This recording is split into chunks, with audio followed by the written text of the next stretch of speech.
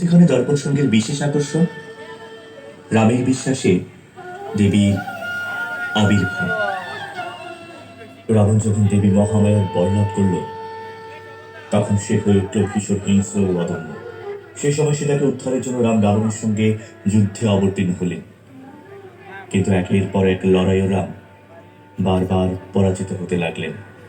সর্বশেষে রাম যখন ভগবান ব্রহ্মার শরণাপন্ন হলেন, তখন ব্রহ্মা তাকে বললেন, হে রাম, তুমি দেবী দুর্গতি নাশিনীর আরাধনা করো।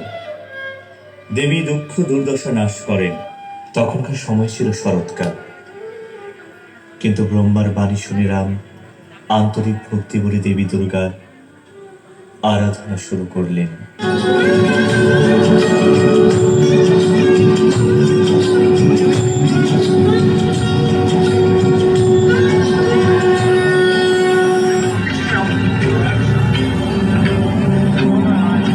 আশ্চর্য, পূজার জন্য 108টি নীলকমল চয়ন করে রেখেছিলাম, কিন্তু একটি কমল কোথায় গেল? বুঝেছি, এই সবই দেবী যোগমায়ার মায়া। ঠিক আছে দেবী, সকলে আমার কমল লোচন বলে চাই, তাই আমি আমার কমল সম একটি নেত্র তীর দ্বারা উৎপাদিত করে আপনার শ্রীচরণে সমর্পণ করছি।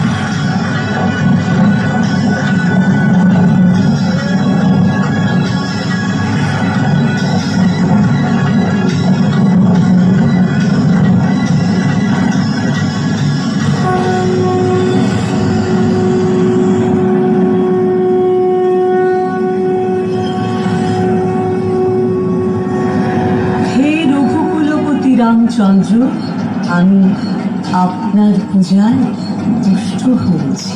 আমি মায়া বলে একটি কমল লুকিয়ে রেখেছিলাম।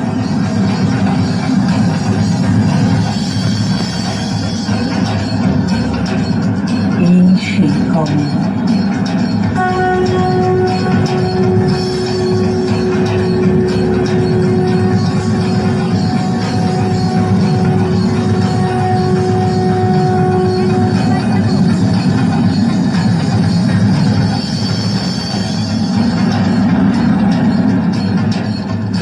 আপনার এই পূজা জগতে শারদীয়া দুর্গোৎসব নামে খ্যাত হবে।